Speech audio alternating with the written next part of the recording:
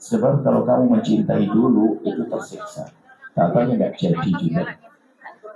Tapi membangun cinta di atas pernikahan begini, nah. Yang penting laki-laki itu adalah layak untuk menjadi suamimu, ada tampak kesolehannya, informasi yang masuk ke kupingmu, sudah. Biarpun hatimu saat itu belum jatuh cinta. Nggak apa-apa menikah dengan dia. Tapi kalau sudah jatuh cinta dulu itu repot, malah nggak bisa milih, tersiksa. Makanya membangun cinta di atas pernikahan. Pikirlah nikah.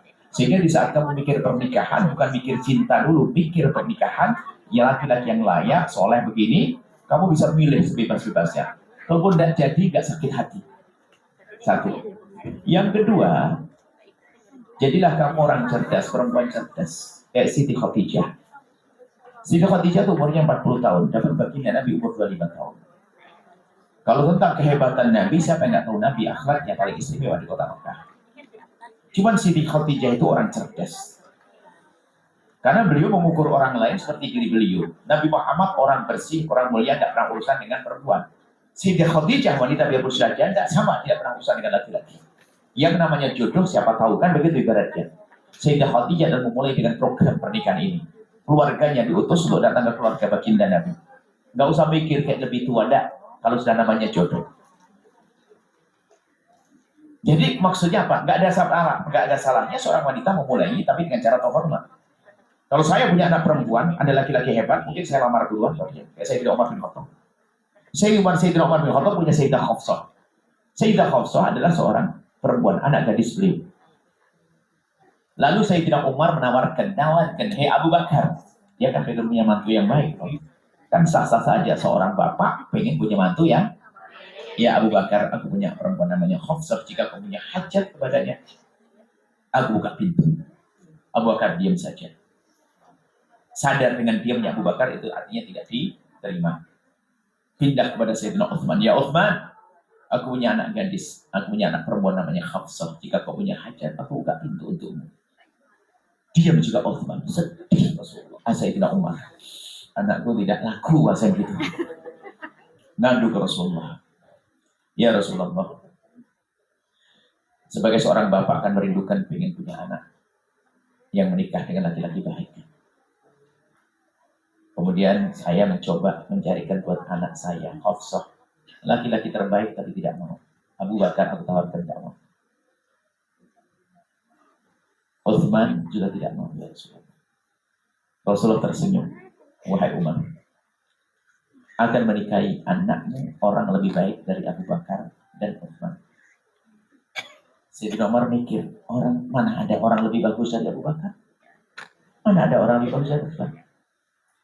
Ya Rasulullah, siapa yang akan menikahi putri saya yang lebih bagus dari Abu Bakar dan Utsman? Nabi menjawab, yang akan menikahi putrimu adalah aku sendiri. Nggak kebayang menawarkan ke Nabi, tapi ternyata oleh Allah diberi sesuatu yang lebih dari yang dipikirannya. Maksudnya begini, anak soleha, kalau memang ada laki-laki baik, kamu bisa saja minta tolong kepada Ustaz, ya Ustaz, saya seorang perawan, saya punya ini, saya sudah bukti ini, tolong sambungkan dengan laki-laki itu. Bukan menawarkan, hei kamu mau dengan aku enggak? Bukan gitu, bukan. Dan itu banyak perempuan-perempuannya dengan dia biasa begitu. Sudahlah, kamu ingin siapa sih, nanti saya selami dia. Saya panggil laki-lakinya, kebiasaan kayak apa? Dia ngomong. Tentunya dengan cara terhormat. Karena bisa jadi dia itu sebenarnya laki-laki yang sangat baik, kosong hatinya, bisa dimasukkan namamu langsung oke, nggak apa-apa, banyak begitu.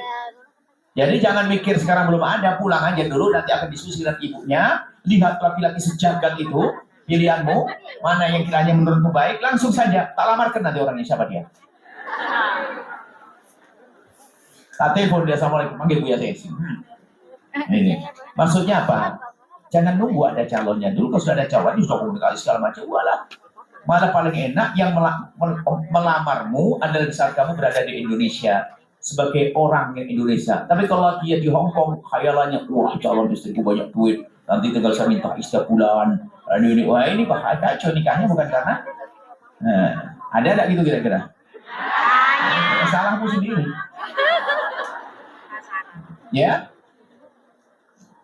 Kamu jadi calon suamimu melihat kamu sebagai seorang wanita yang ngabdi pada ibunya, patuh dengan ibunya, lepas dari alumni Hong Kong dan ke bawah. Soleha, Ada gambarannya belum? Belum ada. Nanti ada. Orang mana sih? Aku? Banyuwangi Bunda. Oh, dari tempatnya mbah saya. Oke, kalau atas sini lagi. Kalau si mamar, oke? Gitulah ya. Jadi pulang ikuti ibunda. Setelah itu lihat laki-laki yang baik siapa kira-kira. Lalu jangan kamu kenalan. Disambung-sambungkan oleh Ustaz. Saya punya Ustaz sana tak cari. Oke, terima kasih Bu ya. Oh Bu ya, maaf ini ada ibu mau bertanya. Ibumu langsung? Bukan, ibu. Ibu koncone. Oke, ibu. Assalamualaikum warahmatullahi wabarakatuh. Salam. Saya dari Blitar, nama saya Risma Seno. Blitar. Dari Kelurahan Panggung, Kecamatan Kabupaten Kidul. Pulau Blitar. Ya, saya Blitar juga. Sama. Kelurahan Panggung, Pak. Iya. Terus pulau mau tanya, kan saya di Hongkong sudah 28 tahun. Hah? Sudah 28 tahun. Sudah 28 tahun di Hongkong. Kemarin pertanyaannya. Ya, saya kan di sini 6 tahun tuh masih kan tahu kayak Suami di mana ibu? janda. Janda. Anak di mana ibu? Anak dua, yang satu di sini, yang satunya di Indonesia. Yang satu di rumah. Ya, Sudah kerja? sudah semua. Yang Kerja apa sekarang? Yang di rumah di kelurahan. Hah? Di kelurahan, anak dari kelurahan. Yang satunya di sini. Sini kerja ikut ibu? Enggak, kerja di majikan yang lain. Kerja di Majikan yang lain. Iya. Baik. Terus saya mau tanya, saya kan di sini 6 tahun itu majikan tahu kan berbagai Islam nggak boleh makan babi gitu. Gimana? Nggak boleh makan babi gitu, dia majikan tahu. Enggak makan babi. Nah, tapi setelah itu majikan banyak itu makan babi. Saya ya makan sedikit lah.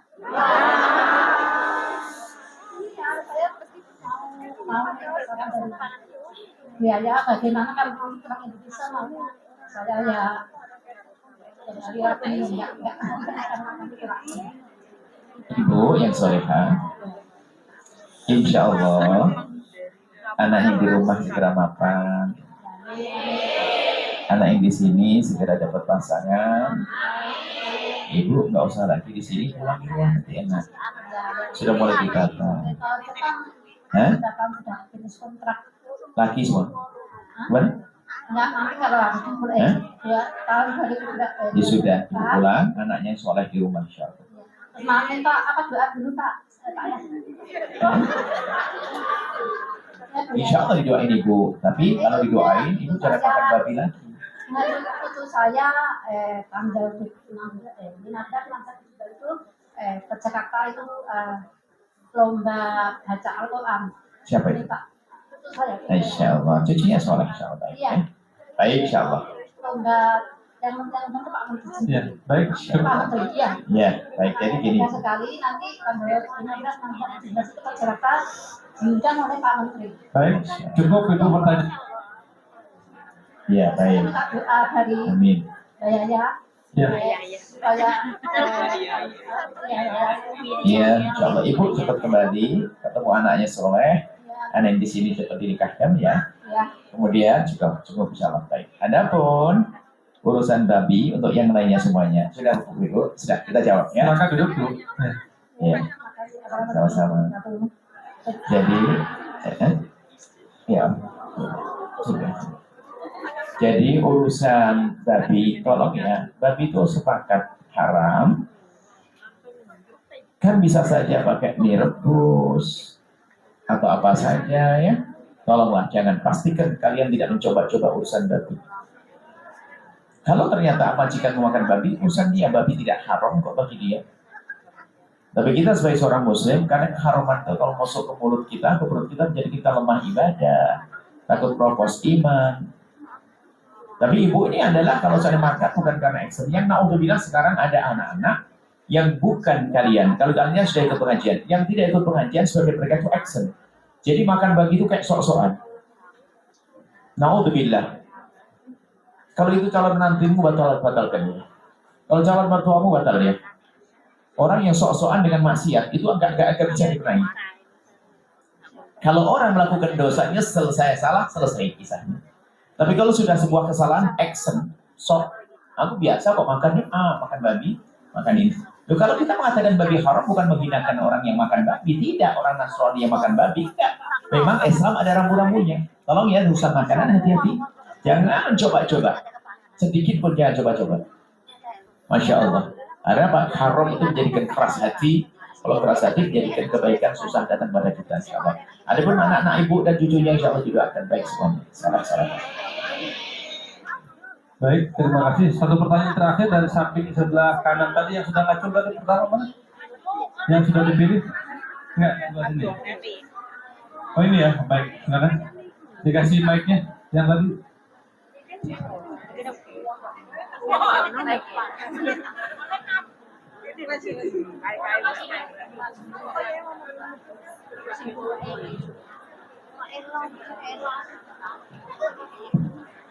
Assalamualaikum warahmatullahi wabarakatuh. Assalamualaikum. Saya Erna Edkawati dari Tulungagung. Ya, saya mau bertanya tentang harta waris.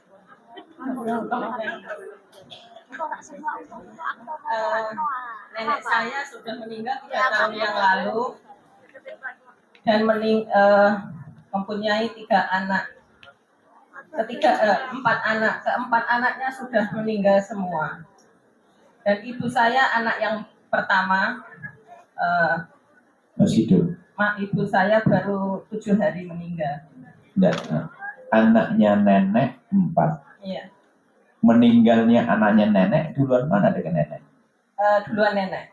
Iya. Yang ketiga duluan anaknya. Yang ketiga meninggal dulu, oke. Karena meninggal dulu nggak usah dibahas. Oh, yang Sekarang terakhir ibu saya. setelah nenek, ya kan? Baik. Ya. Terus Nenek saya 1000 hari, ibu saya meninggal. Allah ya Allah ampuni angkat derajat beliau. Nah, pertanyaan saya, nenek saya meninggalkan harta, dan harta nenek saya itu dikatakan sertifikatnya itu saya yang diamanahkan.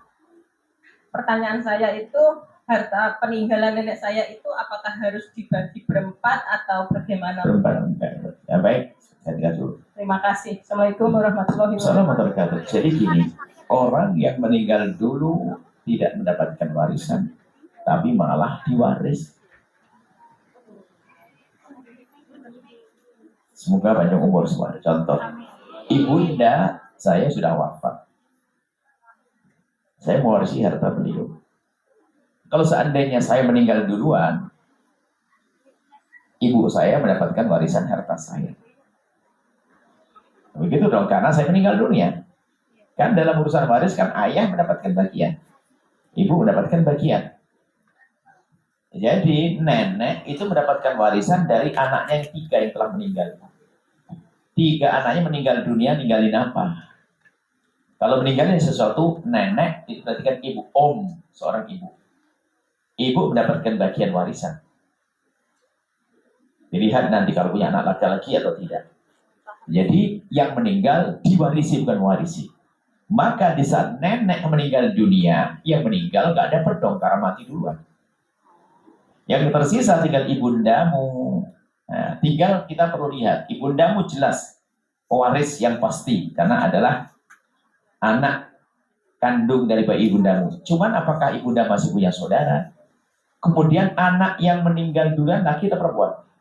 Yang 2 laki-laki. Punya anak? Belum nikah. Belum nikah semuanya? Yang 1 perempuan sudah punya anak 1. Belum nikah. Sudah punya anak. Masih ada anaknya. Cuman kemudian nenek punya saudara? Nenek punya saudara 8. Masih hidup. Semua sudah tidak ada. Duluan mana dengan nenek? Yang 2 duluan nenek. Jadi nanti masuk juga itu nanti karena itu saudara nenek. Jadi yang mewarisi nanti adalah karena nenek punya saudara, berarti saudara nenek dapat bagian. Saudara nenek sudah tidak punya anak. Beda. Tidak menikah. Kan meninggalnya saudaranya nenek kan setelah nenek yang 2 itu. Yang 2 itulah yang mendapatkan warisan dari nenek. Laki atau perempuan duanya? Perempuan. Enggak. Yang Yang saudaranya nenek, yang meninggalnya setelah nenek, satu perempuan. satu tok. Ya. Enggak ada lagi, bukan dua katanya tadi. Itu janda, tidak menikah, tidak punya anak. Baik. Jadi berarti yang mewarisi adalah saudarinya nenek ada, kemudian anak perempuannya ibunda Anda juga mendapatkannya. Nenek nggak punya suami kan? Nah, saya begini ini perlu dilacak. Jangan sampai yang seharusnya mendapatkan warisan lalu tidak diberi waris. Memang anaknya nenek teramat dekat karena anak. Cuman berarti saudaranya nenek itu saudara. Nggak boleh ditinggalkan. Jadi saudaranya nenek juga mendapatkan yang masih hidup itu. Kemudian daripada saudara-saudaranya nenek, karena permasalahan nenek tidak punya anak laki-laki yang hidup setelah nenek. Kalau seandainya nenek punya saudara laki-laki yang hidup setelah nenek, nanti diambil oleh ibu Anda sama anak saudara laki-lakinya sudah beres. Cuman karena nenek tidak punya anak laki-laki, berarti itu nanti banyak yang boleh menerima, termasuk nanti saudaranya nenek. Nah, saudaranya nenek, kalau sudah nggak ada yang lagi, anak saudaranya nenek. Jadi tolong hati-hati, jangan langsung diambil oleh Anda. Harta waris adalah harta yang penuh berkah kalau diambil dengan cara yang benar, tapi ternyata itu menjadikan permusuhan kalau diambil dengan cara yang tidak baik. Hati-hati, jangan sampai ada di antara kita mengambil sedikit pun dari milik saudaranya. Dan ini wasiat untuk semuanya, pesan untuk semuanya. Kalau ada pembagian waris, tolong Anda yang paling lembut hati. Jangan mengangkat suara, sebab kalau urusan waris yang gede syaitonnya, iblisnya. Sehingga yang rebutan waris bukan orang kaya saja, orang melarat, rebutan tikar robek sama meja patah kaki. Yang penting masuk neraka. Rebutan waris bukan saja orang bodoh, orang alim pun rebutan waris. Kiai meninggal dunia, punya anak 2 ustadz muda, rebutan kantin pondok. Naudzubillah, jadi waris itu naudzubillah. Makanya rebutan waris itulah ahli neraka berjalan di atas bumi. Dan Anda jangan masuk bagian semacam itu. Kembalikan ulama, nanti didata semuanya masih ada siapa, dan itu mendapatkan bagiannya. Dan memang ibunda Anda sangat berhak mendapatkannya. Akan tapi Anda punya saudara berapa? Apalagi ada saudara. Jadi peninggalan ibundanya dibagi dengan saudaranya juga. Jadi tonton nanti kalau memang benar-benar realnya seperti apa yang masih ada. Jadi yang jelas saudaranya nenek mendapatkannya. Anak saudara nenek karena sudah nggak pada ada mendapatkannya. Saudara Anda mendapatkannya. Saudara Anda mendapatkan dari ibu Anda. Karena ibu Anda mendapatkan dari nenek Anda. Seperti itu ya. Tolong ditulis yang rapi supaya tidak ada yang haram. Intinya nasihatnya satu. Jangan gampang mengambil harta waris kecuali dengan cara yang benar sesuai dengan syariat. Baik, pertanyaan terakhir Bu ya. Singkat, pertanyaan tertulis yaitu izin bertanya Bu ya, orang tua saya, itu bapak saya punya hutang ke nenek. Orang tuanya bapak. Sedangkan bapak sudah tua dan tidak mampu membayar hutangnya. Berarti hutang itu tanggung jawab siapa? Bapak atau anak-anaknya? Demikian. Jadi, hutang seseorang tidak akan menjadi tanggungan orang lain. Hutang suamimu bukan tanggunganmu, hutangmu bukan tanggungan suamimu. Hutang. Pelit banget. Kan suaminya dibantu lah, suami yang hutang nggak dibantu. Kelaluan. Ini belum ngaji banyak ini. Bantu suaminya kalau punya hutang, kasihan dong dia. Beri keserangan untuk berbuat tahun-tahun kok. Pelit banget kan. Sudah diompok lama-lama masih pelit. Ya. Jadi maksudnya, jadi kakek, ayah punya utang ke nenek, ya kan? Maka bukan wajiban anak untuk membayarnya. Tetapi kebaikan hati seorang anak agar ayahnya lega sehingga kerja untuk bayar utang ayahnya. Sampai hari ini pun Anda tidak punya kewajiban membayar utang ibumu. Cuman hidupmu kan ingin bahagia, sehingga sampai pergi ke sini ingin bayar utang ibu. Jadi secara kewajiban tidak ada kewajiban bayar utangnya orang lain. Cuma nanti kalau subhanallah ayahmu yang bertanya, kok ayahmu meninggal dunia? Ingat, kalau ayahmu meninggal dunia, kamu tidak boleh mewarisi hartanya kecuali diambil untuk bayar utang dulu. Di situ baru. Anak jahat tiba-tiba langsung ambil anak. Cepat bagi sebelum ditagih utang, nah kurang ajar teman. Segera beresin mana utangnya ayah atau ayah ke nenek, bayari utangnya semuanya, baru setelah dibayari baru dibagi waris. Akan tapi selagi masih hidup tidak ada kewajiban bagi anak membayarkan utang ayahnya, kecuali karena bakti dan kasih sayang seorang anak, takut ayahnya ditagih terus, sakit, stres, maka saya akan bayari. Bahkan berkata akan saya bayar nanti, saya tanggung. Gitu. Jadi seperti itu ya. Cuman jangan mendengar omongan ini langsung, sudahlah saya nggak bantu ayah. Ayahmu adalah ayahmu, ibundamu adalah ibundamu, suamimu adalah suamimu. Bukankah itu kekasih hatimu? Itu nggak apa-apa. Saya bayari, setelah itu bahagia indah. Ini saja. Mungkin ada pertanyaan masalah ekonomi, masalah bisnis tadi sudah. Baik. Terima kasih Buya atas jawabannya dan nasihatnya. Demikian saudara-saudara sekalian, mohon maaf apabila belum ada yang berkesempatan bertanya langsung ya karena keterbatasan waktu. Tapi insya Allah selebihnya apapun pertanyaan mengenai syariat itu bisa diakses melalui channel YouTube Al-Bahjah TV atau Buya Yahya, insya Allah di situ banyak tanya jawab tentang fikih, tentang syariat juga bisa disimak. Dan mudah-mudahan bisa jumpa lagi di lain kesempatan. Dan selanjutnya Buya mohon izin sebelum diakhiri ada saudari kita yang ingin berikrar syahadat. Mohon kiranya ada bimbingan dari Buya. Silakan, kiranya bisa ke depan sini.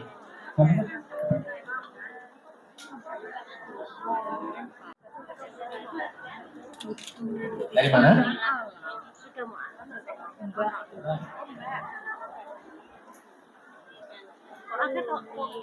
Di sebelah sana. Oh, dari mana?